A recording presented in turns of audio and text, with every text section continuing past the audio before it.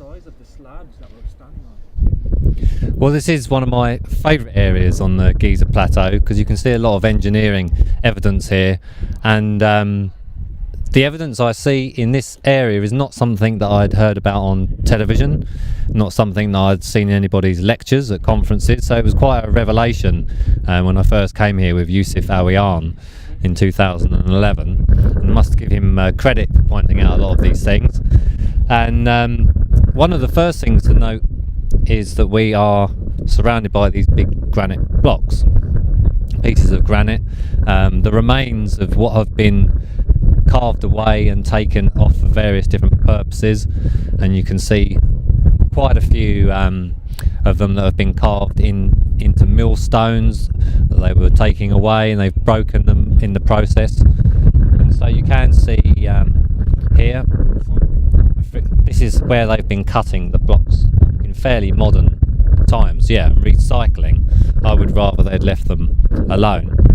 So what we can say is that the bottom layers, and probably up about 4 or 5 levels, was granite, but we know that the granite doesn't go all the way up to the top of the second Khafre pyramid because we've still got casing stones, which you can't really see from this angle, but there's limestone casing stones at the top. So this image we've been given of the pyramids perhaps all white isn't correct. The evidence is here, and it shows us that there was obviously a red base.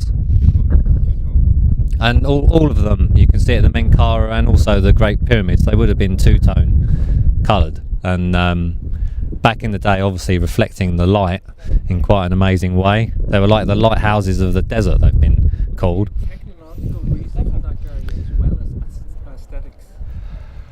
Well, that's when you can start speculating on a few areas, but you can see around the other side on the granite blocks that there's what they call the knobs, the protrusions from the granite. They're not flat blocks, and it's the same thing that you see in Cusco on the megalithic blocks, which are very similar design. And so the speculation for that is something to do with earthquake proofing, which was a theory I was quite keen on for a while, but it just didn't seem to ring true after a while. So perhaps it was more to do with energetics.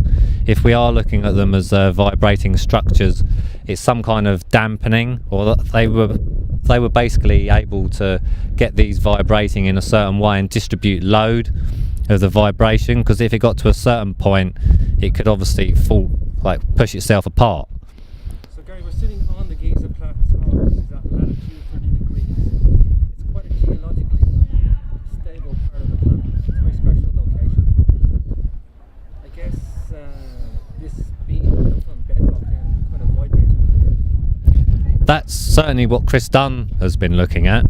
So yeah, they don't have very many earthquakes here. That is how they're saying that the casing stones have eventually fallen off. I think there's been a few earthquakes noted through the last 2,000 years, but generally it's pretty stable. But Chris Dunn's theory was that the pyramids were amplifying the natural resonance of the planet. That was one of his theories. Release of energy. Yeah, that was the lines of thought that he was going along. And so if you're amplifying planetary forces, you obviously need quite a large structure. Well, yeah, and not just one of them. There's a huge Great Pyramid just over there, and then we've got the Menkaure. And again, if you are dealing on that level, perhaps the spacing of the structures and the reason that one's slightly smaller, I mean, it's just such a huge amount of engineering and effort that they've gone to, and completely over-engineered.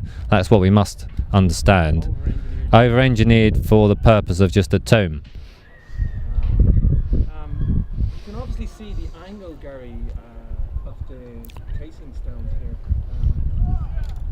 Is there any of the casing stones still intact, built into the base of the pyramid? Yes, around the other side, that we can look at later. I mean, there might be one up there that's still in its original position. This one over here hasn't moved too far. You can see that one's only dropped a bit. But it's like a debris field of granite, graveyard of granite from the Khafre pyramid.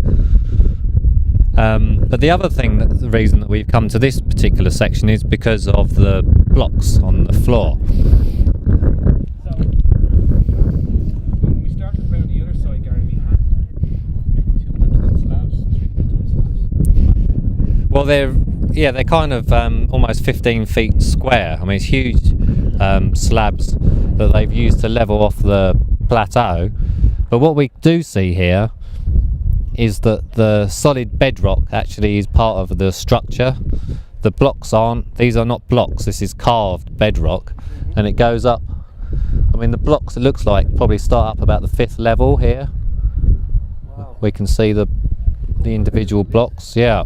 But you can see it better on this corner, where it just comes up steps from the natural bedrock. So they've actually tied in the pyramid right into the bedrock, which again would obviously help for stability and possibly to do with amplifying energetic properties. In terms of spirituality, There's still one chamber that I've yet to get in inside of this one that's supposed to have very good acoustics. The main chamber, which has a very interesting, you could say, sarcophagus or a resonance box inside it, and it's not quite as good as the Great Pyramid. I always go to the Great Pyramid, which we're going to later today, but if the Great Pyramid didn't exist, I mean, it would be mind-blowing. But the Great Pyramid's just over there.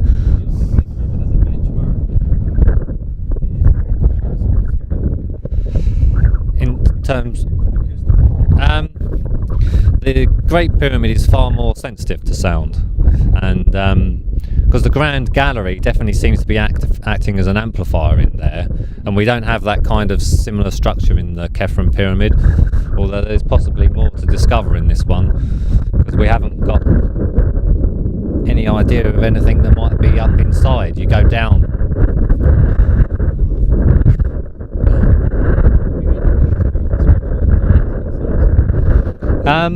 We've had some good chanting sessions in there. The Menkara third pyramid, the smaller one, we've actually had some more interesting experiences. You can just see the tip protruding from the plateau. But like I say, that they've closed the main chamber that has acoustics in this one. Every time I've been there, it's always been locked. They only let you into the other main chamber. So more to come, hopefully, from this pyramid. So here we are, the Giza Plateau, with my favourite pyramid just in the background. We're going to be going in there a bit later. I've been away from Egypt for a year, and I forgot how much I missed it here. And you have to say that it is energetically very, very powerful, but there isn't really any way of getting around it. Last night I had a long flight, a lot of travelling yesterday, and I didn't feel tired. I should have felt sleepy. Then I only had about 5.5 hours sleep, and when I woke up, it was like I woke up and I'd already had a coffee. Didn't wake up feeling groggy at all. There's just this atmosphere here, and I feel happier, kind of more alive. It's a lot less dense than how I feel in Europe, particularly around London, which has this kind of heavy atmosphere. I kind of feel lighter and freer here. And we were fortunate to go inside the Sphinx Temple, and you can literally feel this kind of energy pulsating in there. And something better experienced and felt than described, because it might sound a bit woo-woo. I'm just saying, I'm talking about energy all the time, but there isn't any better term to try and explain it via the camera. And after coming to Egypt many times, I mean, I'm excited about going into the Great Pyramid later today, because the acoustics inside, which is one of my favourite areas, if not most special to me, because of how I've grown through using sound. Inside the Great Pyramid, you can get the main chamber, the King's Chamber, resonating in harmony with your body, and you get these sound waves penetrating deep inside you. And I'll be interested to see what James and Jana feel later today. It's always a joy sharing it with different people, getting their impressions. But I've done it many times and heard lots of different people's experiences, and it is something that most people feel very strongly when you take them inside. And I was talking to a scientist, Paolo de Bertolis, who's been doing a lot of archaeoacoustic research, and he was using an EEG machine, and he noted that the people that have been practicing meditation, getting into this still point in their mind, with being comfortable, just being quiet and still, got a lot more out of using acoustics than people that haven't been practicing meditation. And I think the main reason for that is because a lot of people do feel a bit uncomfortable just sitting quietly with themselves. It's not something that we're nurtured to do in the West, so it can be a bit unnerving, or our mind is quite often distracting us, making us look around, check the phone, take a photo, just to keep us kind of busy and occupied.